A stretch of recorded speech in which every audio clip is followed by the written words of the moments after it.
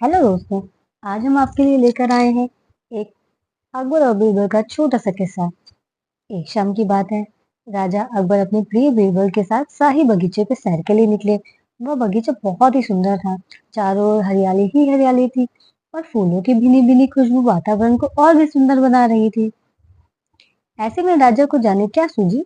उन्होंने बीरबल से कहा, बीरबल, हमारा मन यह है कि इस हरे भरे बगीचे में हरे घोड़े पर बैठ के घूमे। इसलिए मैं तुम्हें आदेश देता हूँ, तुम 7 दिनों के अंदर हमारे लिए एक हरे घोड़े का इंतजाम करो। वहीं अगर तुम इस आदेश का पूरा पालन करने में असफल रहते हो तो तुम कभी मुझे अपनी शक्ल मत दिखाना। इस बात से राजा और बीरबल दोनों वाकिफ थे कि दुनिया में आज तक हरे रंग का घोड़ा हुआ ही नहीं है। फिर भी राजा चाहते थे कि बीरबल किसी बात पे अपनी हार स्वीकार कर ले। इसी कारण से उन्होंने बीरबल को ये आदेश दिया था। मगर बीरबल भी बहुत चालाक थे।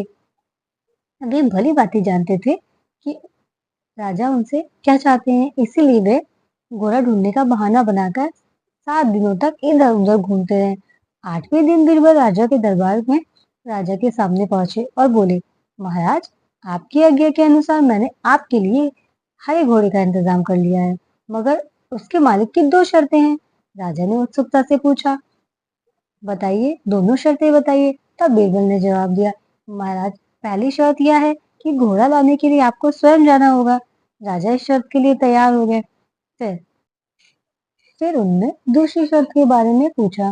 तब बीरबल ने कहा, घोड़े के मालिक की दूसरी शर्त यह है कि घोड़ा लेने जाने के लिए आपको सप्ताह के 7वें दिन के अलावा कोई और दिन चुनना होगा।